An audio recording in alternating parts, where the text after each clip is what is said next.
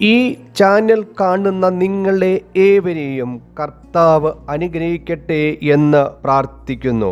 യേശുക്രിസ്തുവിൻ്റെ ഒന്നാം വരവും രണ്ടാം വരവും സമാനതകളുള്ളതാണ്. ക്രിസ്തുവിൻ്റെ ഒന്നാം വരവിനായി ലോകം എങ്ങനെയെല്ലാം ഒരുക്കപ്പെട്ടിരുന്നുവോ അപ്രകാരം തന്നെ രണ്ടാം വരവിനായും ലോകം ഏറ്റവും ഒരുങ്ങിയിരിക്കുന്നു എന്ന് വിളിച്ചറിയിക്കുന്ന സുപ്രധാനമായ ചില തെളിവുകളാണ് ഇന്ന് നിങ്ങളുമായി പങ്കുവയ്ക്കുന്നത്. യേശുക്രിസ്തുവിൻ്റെ ഒന്നാം വരവെങ്കിൽ റോമാ സാമ്രാജ്യത്തിൻ്റെ അതിശക്തമായ ഒരു അഖില ലോക ഭരണ സംവിധാനം നിലനിന്നിരുന്നത് പോലെ ക്രിസ്തുവിൻ്റെ രണ്ടാം വരവിനോട് ചേർന്ന് ഉയർന്നു വരേണ്ട എതിർ ക്രിസ്തുവിൻ്റെ ഒരു അഖില ലോക ഭരണ സംവിധാനത്തിനായുള്ള ഒരുക്കം വളരെ ശക്തിയോടെ മുഴുവൻ ലോകത്തിലും എന്ന് ദൃശ്യമാണ്. ക്രിസ്തുവിന്റെ ഒന്നാം വരവിന്റെ സമയത്ത് റോമൻ ഭരണകൂടം മെച്ചമായ റോഡുകളും യാത്രാ സൗകര്യങ്ങളും പ്രജകൾക്ക് പ്രദാനം ചെയ്തിരുന്നത് പോലെ ക്രിസ്തുവിന്റെ രണ്ടാം വരവിനോട് ഏറ്റവും അടുത്ത കാലത്ത് ഏറ്റവും മെച്ചമായ റോഡ്, റെയിൽ, ജല, വായു യാത്രാ സംവിധാനങ്ങൾ ലോകത്തിൽ എല്ലായിടത്തും ഉണ്ട്. ക്രിസ്തുവിൻ്റെ ഒന്നാം വരവിൻ്റെ കാലത്ത് ലോക ജനതയെ കൂട്ടിയിണക്കുവാൻ ഗ്രീക്ക് ഭാഷയ്ക്ക് കഴിഞ്ഞിരുന്നത് പോലെ രണ്ടാം വരവിനോട് അടുത്ത ഈ കാലത്ത് ലോക ജനതയെ ബന്ധിപ്പിക്കുവാൻ ഇംഗ്ലീഷ് ഭാഷയ്ക്ക് കഴിയുന്നു. ക്രിസ്തുവിൻ്റെ പ്രഥമ വരവിൻ്റെ ആദ്യ നാളുകളിൽ നിലനിന്നിരുന്ന റോമൻ ഭരണകൂടം കർശനമായ അവരുടെ നിയമങ്ങൾ യാതൊരു വിട്ടുവീഴ്ചയുമില്ലാതെ നടപ്പിലാക്കിയിരുന്നത് പോലെ ക്രിസ്തുവിൻ്റെ പുനരാഗമനത്തിൻ്റെ നാളുകളിലും കരുണയില്ലാത്ത കഠിന ഭരണമായിരിക്കും എതിർ ക്രിസ്തു ലോകത്തിന് പ്രദാനം ചെയ്യുന്നത്.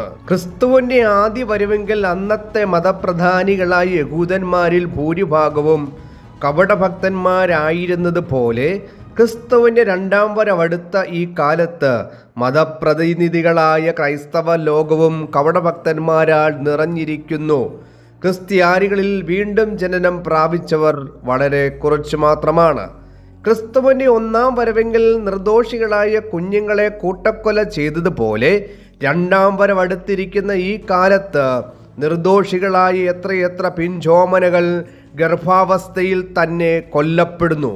ക്രിസ്തുവിൻ്റെ ആദ്യ വരവ് കാലസമ്പൂർണതയിൽ ആയിരുന്നു. രണ്ടാം വരവ് മനുഷ്യഭരണത്തിൻ്റെ അന്ത്യത്തിൽ മനുഷ്യഭാവം പൂർത്തീകരിക്കുമ്പോൾ എതിർ ക്രിസ്തുവിൻ്റെ നാളിന് അവസാനം വരുത്തിക്കൊണ്ടായിരിക്കും.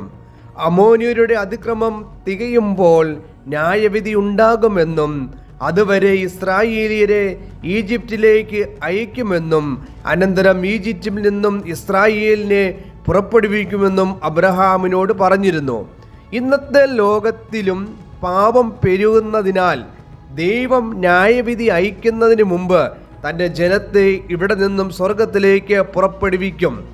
അതിനായി യേശു ക്രിസ്തു എത്രയും വേഗം വീണ്ടും വരും. ക്രിസ്തുവിന്റെ പ്രഥമ വരവിങ്കൽ ആകാശത്തിൽ അടയാളങ്ങൾ കണ്ടതുപോലെ ക്രിസ്തുവിന്റെ പുനരാഗമനം അടുത്ത ഈ കാലത്തും ആകാശത്തിൽ അടയാളങ്ങൾ ഉണ്ടാകുന്നതായി വാർത്തകൾ വരുന്നുണ്ട്. ക്രിസ്തുവിന്റെ ഒന്നാം വരവിങ്കൽ മെഷിയയെക്കുറിച്ച് അറിവ് ലഭിച്ചിരുന്ന യഹൂദ സമൂഹം പൊതുവെ ദൈവ വഴിവിട്ട് നടന്നിരുന്ന പ്രകാരം കർത്താവിൻ്റെ രണ്ടാം വരവടുത്ത ഈ കാലത്ത് ക്രിസ്തുവിനെ കുറിച്ച് അറിവുള്ളവരായ ക്രിസ്ത്യാനികൾ എന്ന പേരുള്ളവരിൽ ഭൂരിഭാഗവും ദൈവ വഴിയിൽ നിന്നും വളരെ അകലത്തിലാണ്.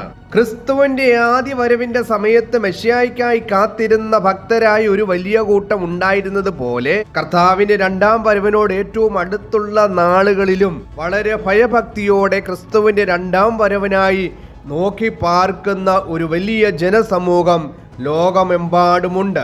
യേശുവിന്റെ ഒന്നാം വരവിന് സാക്ഷികളാകുവാൻ ബാബേലിൽ അടിമകളായിരുന്ന യഹൂദ ജനത്തെ മടക്കി വരുത്തിയതുപോലെ ലോകമെങ്ങും ചിതറപ്പെട്ട യഹൂദരെ 2 ലോകമഹായുദ്ധങ്ങളിലൂടെ പലസ്തീനിൽ എത്തിച്ചു കഴിഞ്ഞു. എന്തിനാണ്?